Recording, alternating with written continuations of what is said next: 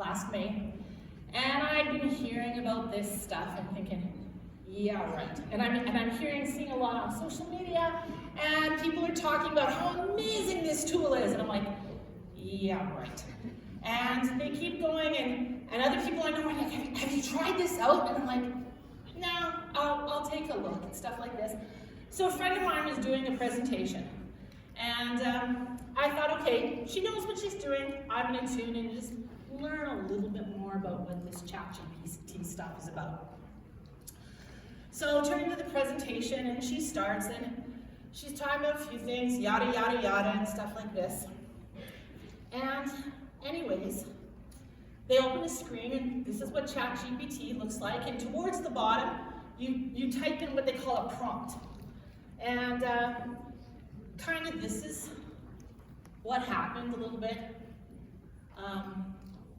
So what are the advantages of using a real estate agent to help buy or sell a house? And you push enter. And then this happened. And I went, oh my God. My jaw was literally on the floor. And I'm thinking, okay, and then I'm starting to read it. And by the way, I have to apologize.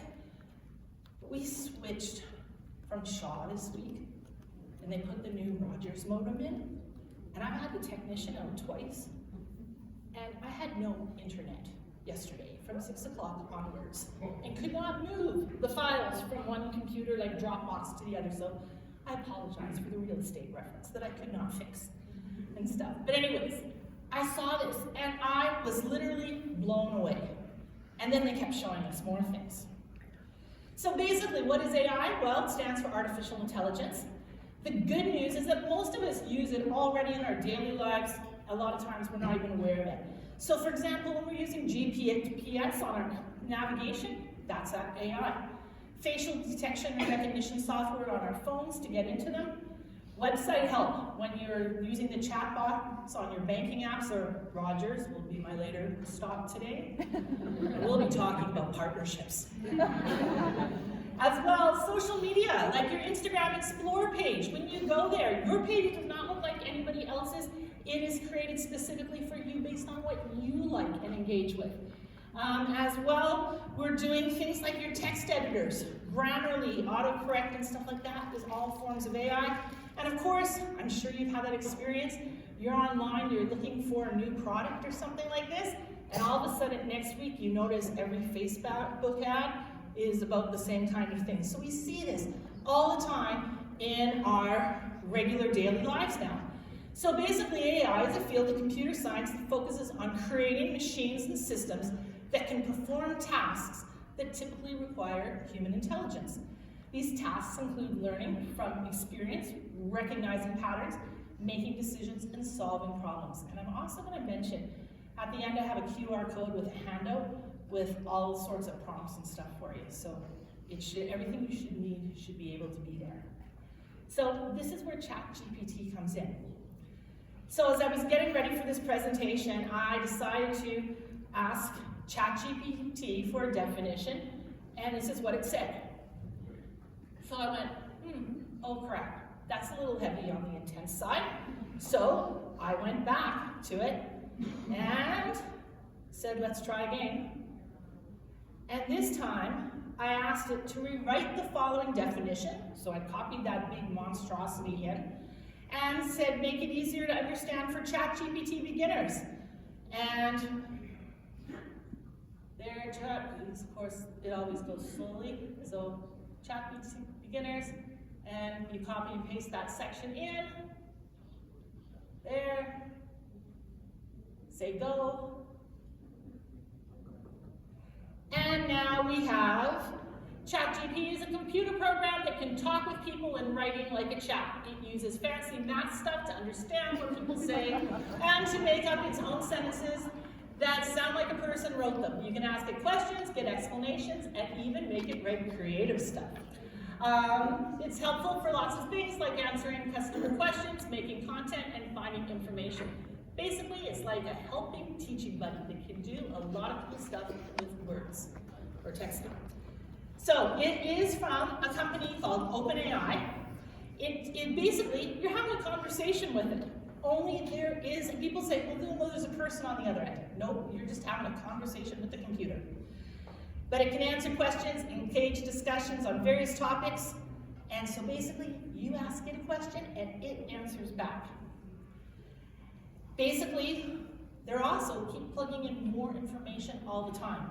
So ironically, if I put something into ChatGPT 6 months ago and get an answer back, if I put the same question in today, it's going to be a different answer. Because it's refining its knowledge all the time and expanding what it knows and what it does. I like to think of it as a language-savvy virtual assistant that uses its training on vast amounts of data to generate helpful and human-like responses. There's a ton of AI programs out there. Google, Bard, Bing, Gigi, they all work mostly the same way, but today we're focusing on ChatGPT and the ways we can use it. So, brainstorming content ideas, and a lot of these things are social media related, because I know that's a pain point for a lot of people. I know Jason was saying that there's so many things he excels at, but I think his phrase was his social media sucks and stuff. And I know there's a lot of people. It's frustrating. It takes a ton of time. ChatGPT can also write social media captions and create video scripts for you. Write blogs or newsletter articles. Write emails or revise emails to improve on them. So, for example, when you have that client that totally ticked you off and you're writing that response and you need to put a more professional tone, it can do that for you and stuff. So you write the initial one and say, make it sound with a more professional response or something, and it will help you out so you don't get sued. The other part, it can write ad copy, text for website content. It can revise you know how you write your bio for your website and then you're maybe asked to do something like this, and so they tell you to change your bio to like a certain number of words, or you need it for different things, or you're trying to write it even for social media profiles. This can do it for you. It can take the big one and adjust accordingly. And then coming up with things, titles and/or hashtags for whether it's presentations, blog titles, all kinds of things that way. Now, I am going to put this caveat in. ChatGPT is not perfect, okay? It is a tool that I often like to use the analogy like 80%, 20%. So we don't do 80% of the work, we need to put in that remaining 20%. And when we're talking about that, as I said, it makes our jobs easier and it does most of the heavy lifting. But there's that remaining 20% that's on us. It's our responsibility to make sure that the information we're sharing is accurate. We got to make sure it's not plagiarized and that it's also representative of our brand. So what we want to do is make sure, like different ways that we can use how to use ChatGPT. And first of all, you need an account. And the best part is ChatGPT has a free account. Now, if you use some other programs, there is the free version and then there's the paid version. So for example, the first time I used Canva, I used the free version and said a lot of bad words because I really like all the paid stuff. So I was very frustrated with it, and once I converted to the paid side, life was good. Okay? And there's the same things. All of those different programs, a lot of us like those features. But the best thing about ChatGPT is the free version actually is really good. Okay? There has been once, probably over the last year, that I went on, and the ChatGPT logo that's in the bottom was bright orange. And I didn't know what bright orange meant, and then I learned. Bright orange means there's too many users on at the time, come back later. So when I came back an hour and a half later, it worked fine. But that's really the only big differences between the free version and the paid. The paid people get preference to the free. So it is great for using for a free one. The paid version is about $20 US a month. The main difference, as I said, is when things get really busy, free people, you might have to go do something else for an hour. Okay, they also do updated features and on things with the new one. And as I said, the free account works fine. And you just go to OpenAI ai.com to sign up for your own account. Now, and there we'll get started. But right now, what I want to do is actually dive into ChatGPT and some of the ways that you might want to use it. Now, all right. There we go. Okay, so right now we are in ChatGPT. Just a minute here.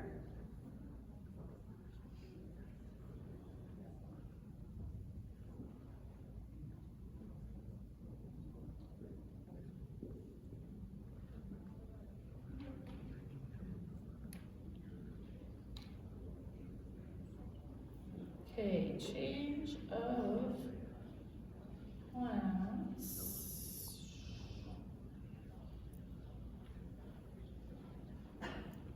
Okay, now it's happier. All right, so I've come up with some different questions and ways to show you some of the different ways you might want to use ChatGPT and adapt it for your own business practice. As I said, all of these prompts and stuff are in the handout that I gave and that's available to you.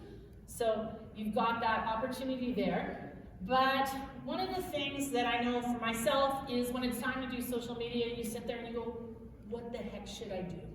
Okay? So sometimes it's a great idea to get new ideas. Now, one thing I'll point out is on the ChatGPT screen, up here in the top left, there's what says New Chat. And if you do only one thing, so for example, Lynette does amazing cakes and things that way. So if she was using it, she probably wants to keep using it and keep using it just in that vein, because the more she uses it, the more ChatGPT learns about her and her business and will refine the answers to do it. So it's taking that information. Part of my challenge is not only do I use it for my wedding business, but I also have a number of social media clients. So I've got travel people, I've got photographers, I've got travel agents and stuff. So as we mix them up, it sometimes gets confusing for it. So if I forget to do it every once in a while, I'll be asking the photographer post and I'll get something about some destination resort. So it's best then sometimes if you're changing things up to hit this New Chat here in the beginning. But the first thing we're going to ask it to do is, as an event photographer, brainstorm, and it does help to spell correctly, or at least get in the ballpark. Brainstorm 30 days of content ideas to educate and connect with engaged couples looking at hiring a wedding photographer, if that's your thing. And we say, go. And this is where I cross my fingers that it actually works. Okay, so once again, when you think that you're going from nothing and trying to figure out what the heck you're going to post about, the opportunity to even have some ideas there. And when you're looking at it, some of them you're going to read and you're going to say, yes, that would be something that I'm interested in, that's what I would like to do. There's going to be other ones you're like, no, thank you very much, okay? But that's where we talk about it does 80% of the work and you do the 20% of refining. So what do we have here? Things like FAQ series, address common questions, behind the scenes. Okay, vendor spotlights that you work with, client testimonials, photography tips. Okay, so there's a ton of different ideas there, and even then to save your time, this might be something that you choose to copy and paste and say another, like a Word document or something that you can go back to and refer to when you need to. Okay, or you take this list and maybe you're planning out content and then you can start penciling ideas in. But often this list gets you at least out of the starting gate and most of the way on the race course. Okay, we're going to look at another one. And I'm going to hit this New Chat again so it doesn't get confused. But please, it's nice it's always nice to use manners. And ChatGPT seems to like it as well. Please give me a list of 10 YouTube video ideas that every hotel should create and use on their website to attract clients. Okay, virtual tour showing the rooms. Okay, we'll go the opposite way. Event spaces and weddings, wellness and relaxation, culinary experiences, behind the scenes, customer testimonials, local attraction guide, what's in the area, exclusive deals and packages. So once again, you're sitting here trying to figure out what you need to do. This at least gives you an idea. It's a starting point. Okay, some of them you know, like obviously we want to see what do the rooms look like, what do some of the different spaces, so those might be the priority. But then you should keep adding to it what's going to help draw people in to your venue, or, and this is it, switch it to your personal business, but it's giving you those ideas. Here is one that I use almost kind of daily, and that's to create social media posts. As a caterer, what are some menu? With social media, you're always trying to figure out what your audience wants. What's the information they're looking for? So what are some menu planning tips that I can share on social media for clients to help them choose food for their next event? Okay, and let's see what happens.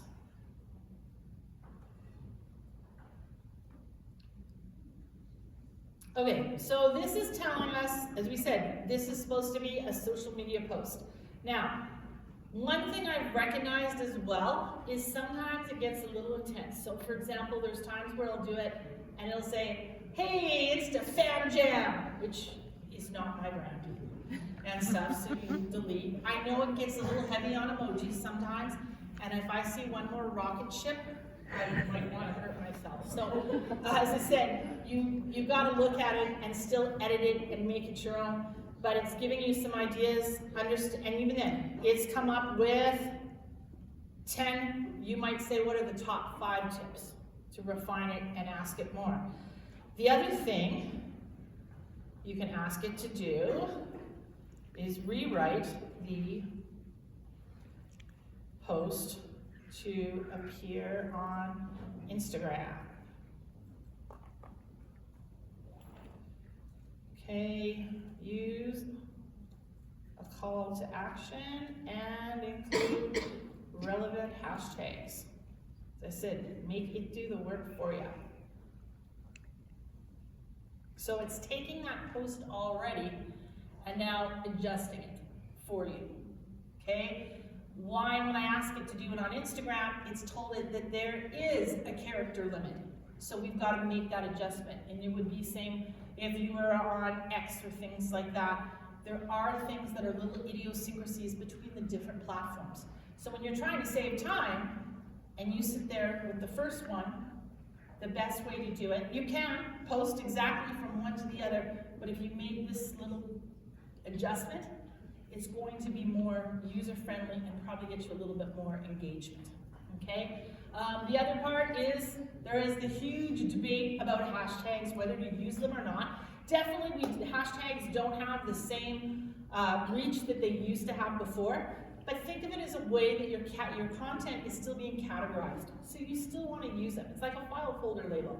So it's helping people find you and your content. So you want to make sure that you're using it, and once again, but it's not something you should spend 3 or 4 years ago, it was people would spend an hour or more figuring out the hashtags for their post. That's not the best use of your time. So use a few, keep it short, keep it simple, and life will be much easier, okay? Once again, if I were doing it, towards the bottom here, you'll see this little clipboard. If I hit that clipboard, it copies that text. then, which makes it easy to go into whatever social media program you're using, and it basically is like copy and paste. So you can go in and paste it right for yourself. All right. Other ways that we can do it, and I'm just going to mention a few that I've got here on the sheet. Introducing a team member. Okay, so a number of the companies, you want to talk about some of the people there. So for example, at special events, they might want to talk about Grace. So they talk about Grace and they talk about how many years she's worked, and when you just give them a few key points and it will write the post for you. Creating video scripts, okay, for YouTube or podcasts or reels. Okay, let's try one of those quick. Please write 5-minute, okay, let's go short. 90-second Instagram reel script as a DJ explaining the 5 reasons why someone should hire a DJ for their upcoming wedding or event. And include an attention grabbing title at the beginning, summarizing conclusion,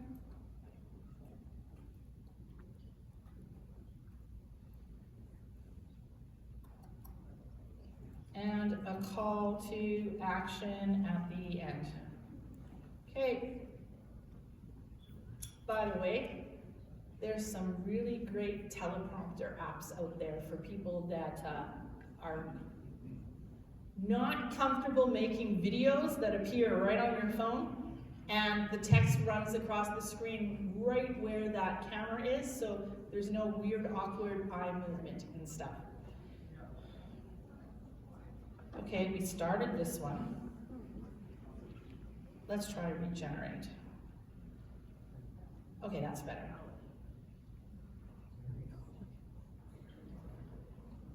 Okay, so we asked for a script. It's going to give us more. It's going to tell us what our opening shot should be. It's giving us a reason one, and then it's giving us another change of scenery. This is all going to happen in 90 seconds. But it gives you all those components and parts that you can then turn around and start using to help put some of those ideas and formulate that plan, which once again, when you think of yourself starting from 0 or starting here, it puts you way further ahead of the game. The other thing I've been experimenting with a little bit is I work a bit with the Calgary Performing Arts Festival. And one of the challenges we've had is we have a set of instructions on how people need to register they're usually young players in different categories. And what I've encountered is that there's a lot of families where English might not be the first language, and they don't always understand exactly what we're trying to do. So one of the things that has been a huge benefit, and let's look back here to menu planning tips just for a moment. Let's tell it to rewrite the post in Spanish. Now once again, it's always a surprise. Okay, so that was a social media post, but if I had a set of instructions, I could easily use this program as well to say some of the different main languages so that people could, it would have that written in, that would be available on the website.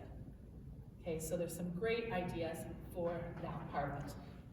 Now, what we're going to do is go back here. Go here.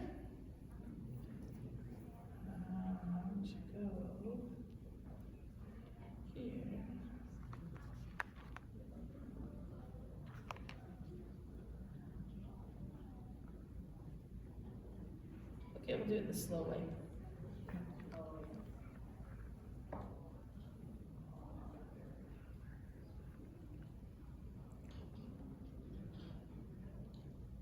All right, so protocol for prompts. One of the big things is you always want to start with who is writing the post. Are you an event planner, a photographer, a caterer, a social media manager, or do you work at a hotel, a restaurant, whatever? What do you want your post to do? Is it to write an Instagram post, write a blog article, create a YouTube script, write web copy? The more specific you are, the better it's going to respond and the better answers you're going to get. Who is the prompt for? So who is your audience? Once again, to be more specific, the better you're going to, response you're going to be. So are you looking for businesses, looking for event spaces, engaged couples, local foodies, couples, families? That list goes on. The other thing that's kind of fun is you can change what tonality you use. So when you write a post, one of the ones I said attention-grabbing titles. But you can say, take a post and ask it to put a humorous element with it, and so it will start putting jokes in there. There might be some dad jokes, but there'll be a definite sense of humor and added to the tone. I made the comment about your email when you're writing that one to that difficult client, or that when you're not happy with one of your partners and stuff, and you want to make sure you adjust the tone and keep it professional. Okay, it can help you with those. Informal, catchy, educational, professional sounding, all those kind of things. And often the more specific you get and can be in your prompt, the better response. I kind of think of this, if you think back when we were going through school, they had you learn how to write like a newspaper article. And you had to remember the who, what, when, why, where, and how. It's the same kind of thing. So when you start asking yourselves these kind of questions and make sure you're putting those in your prompts, that's going to help you get better use out of there. Now, I did mention here is a QR code. If you click it, this will give you the ChatGPT handout that I have that's got probably 3 pages of different prompts and ways to use it.